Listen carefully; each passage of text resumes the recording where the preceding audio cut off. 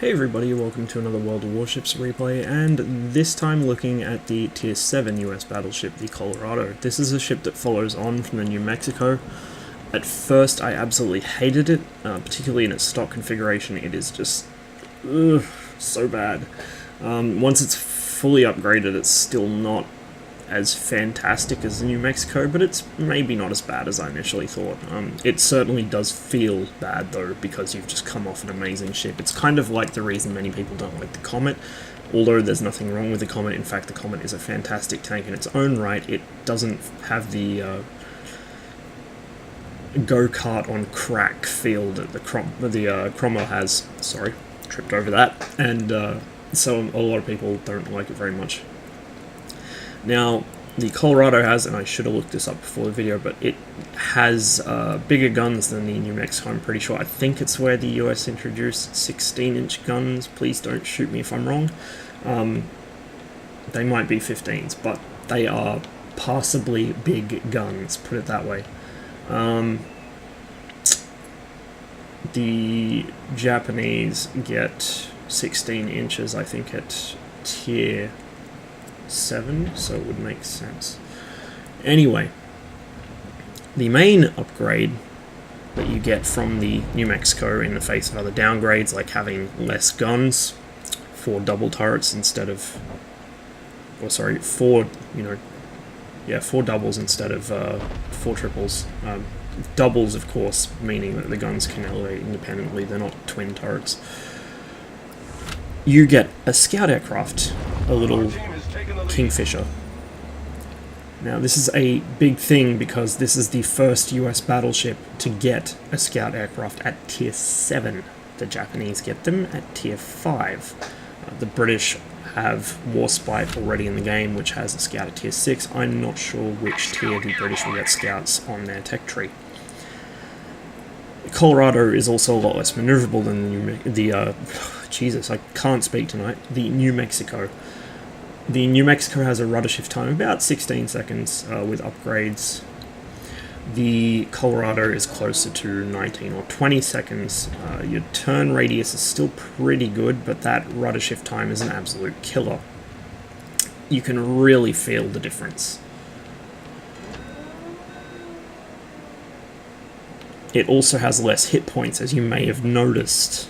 Now, I can't remember if this was the middle upgrade hull or the top upgrade hull. This game was played about a week or so ago.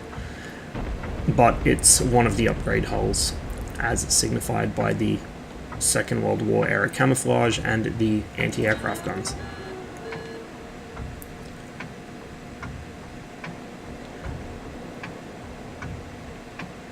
Again, the range on these ships is quite short. You get about 16, 17 kilometers out of the Colorado. You won't get 20 kilometers out of this.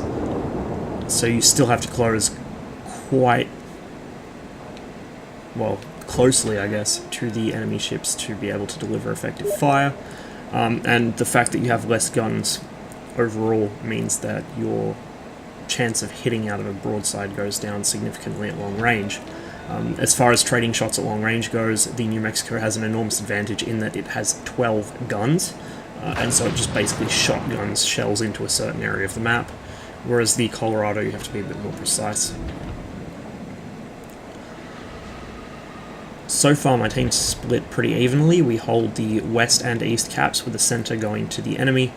The Guremyashi has made that area all his own.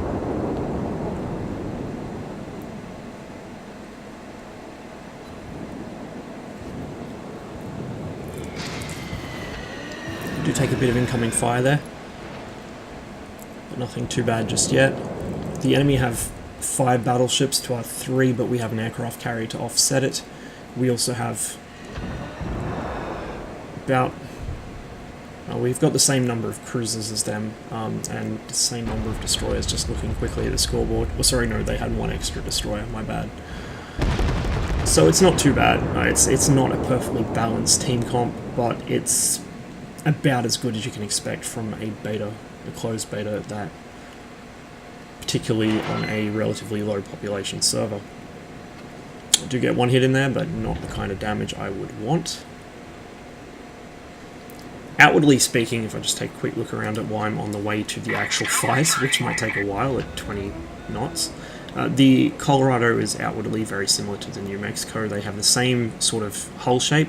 In fact, their hulls are almost identical, except that the Colorado doesn't have the stepped pieces for the hull guns to fire out of, which, curiously, the New Mexico doesn't even have installed stock, so I don't know why it has them. You can see the superstructure is quite different. This is, of course, the upgraded superstructure. The original superstructure is just a conning tower and then the lattice mast. But the upgraded superstructure on this is a little less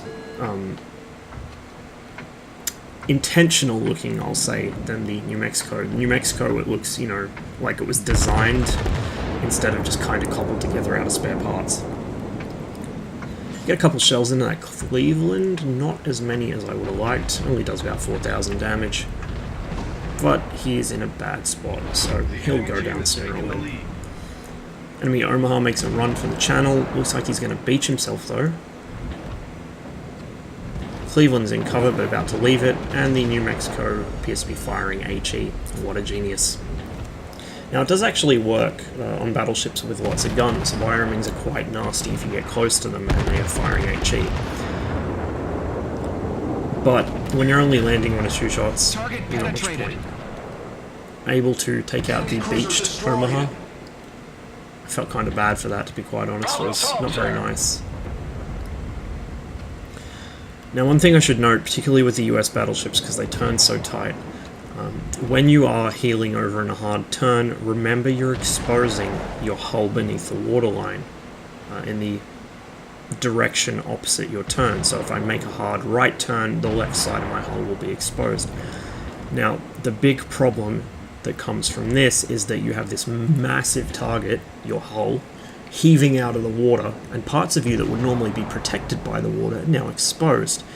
Majority of the citadel and sort of critical spaces on these ships are at or below the waterline, so you can imagine when your ship is heeled over in a hard turn, totally exposed beneath the waterline, and what's more, at an angle, so that arcing shells will hit it perpendicular, you're going to have a very bad day. So, I'm not saying don't make tight turns, because everyone needs to do it once in a while, but just be very, very, very mindful of just what risks you're taking when you do it. Now, the Cleveland went down there, the Omaha's been dealt with, so I can now focus my attentions on this New Mexico, who is still busy trying to traverse his guns around. He is also stock, as we can see from the lattice masts and the all-grey paint job.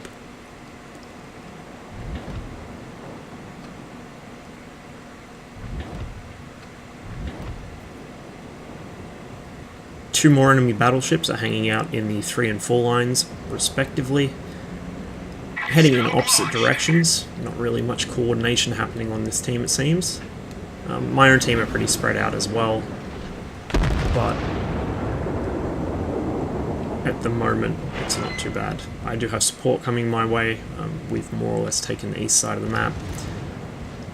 The enemy have the advantage in points held at the moment. As far as the advantage in actual victory points goes, I'm not sure, because for some reason the UI does not display for that game mode in replays, and so you can't see the letters assigned to the cap zones, you can't see the different point scores or anything like that. It's a shame. I assume it's going to be fixed at some point.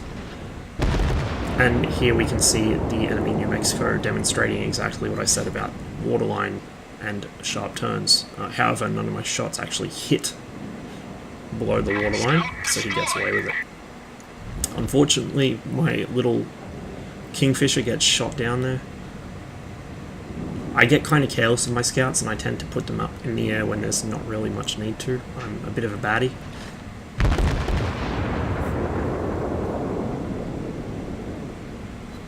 It's not helped by the fact I play so many high-tier battleships, and high-tier battleships carry a lot of scouts, as do some of the higher-tier cruisers.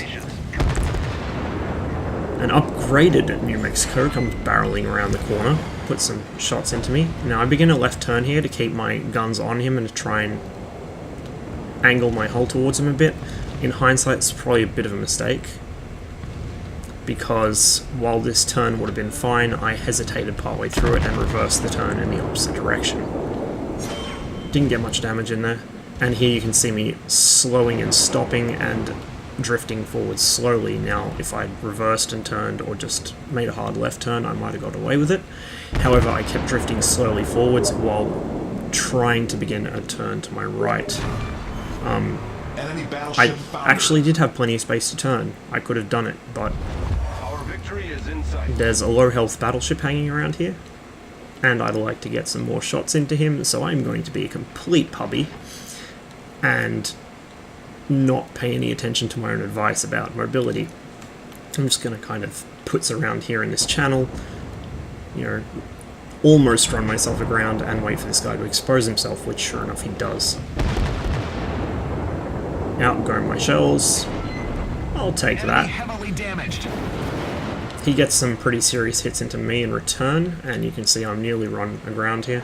Not quite, but close. I think I could still make the turn there, but it would be very, very, very close. Now, one unintended side effect of me driving like a complete shitter is that the enemy destroyer had blasted a bunch of torpedoes in my general direction. And by the time they arrived, they were well behind where I actually was.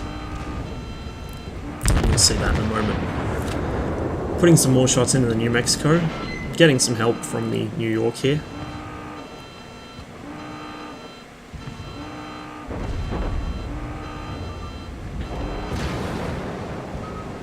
And there go the torps.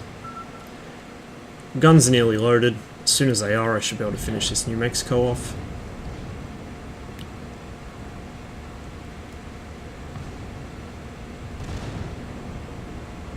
And he gives me a beautiful target.